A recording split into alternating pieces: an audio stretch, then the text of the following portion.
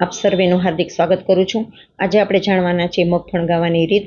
ગુજરાતી ભાષામાં મગ વિશેની એક કહેવત છે એ મુજબ, મગ કહે હું ઝીણો દાણો, મારે માથે ચાંદું, 2-4 મહિના મને ખાય તો હું માણસને ઉઠાડું માંદું। બેનો, આ કહેવત છે ને એમને નથી પડી, એ આપણા વડીલોના અનુભવનો નિચોડ છે। અને આ કહેવત એમ કહેવા માંગે છે કે કોઈ પણ માંદા માણસ હોય ને એને મગ ખવડાવવાનું તો એ તરત માંદગીમાંથી બેઠા થઈ જાય। બીજું પણ એક વાક્ય છે કે મગ ચલાવે પગ, એટલે કે મગ છે ને એ તાકાતવાળા છે, એમાં આ વાક્યમાં કહેવા માંગે છે। આટલું જાણ્યા પછી આપણે આપણા ડાયટની અંદર ફણગાવેલા મગને સામેલ કરીશું જ। તો એના માટે આપણે સારી બ્રાન્ડના મગ લેવાના છે। એ મગને આખી રાત ડૂબા પાણીની અંદર પલાળવાના છે।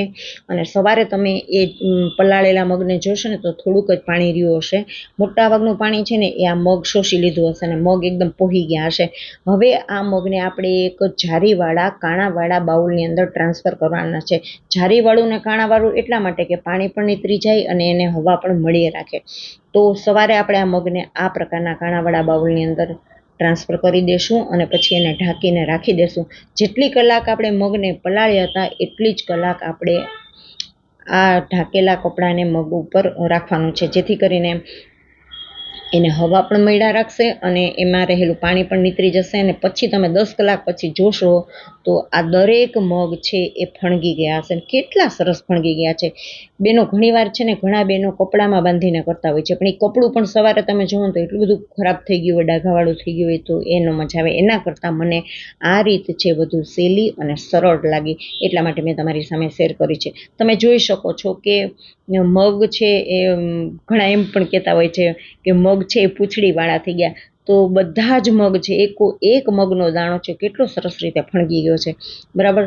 તો તમે પણ એકવાર ચોક્કસપણે આ રીત ટ્રાય કરજો।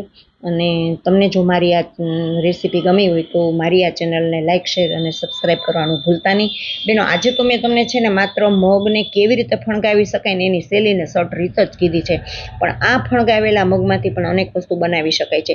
તમે એક વસ્તુ બનાવજો કે ભાઈ આ મગ છે ને એને આદુ, મરચાં, લસણ ને 1 ચમચી દહીં નાખી અને મિક્સરમાં ઘુમેડી અને એના તમે ચીલકા ઉતારજો, બરાબર।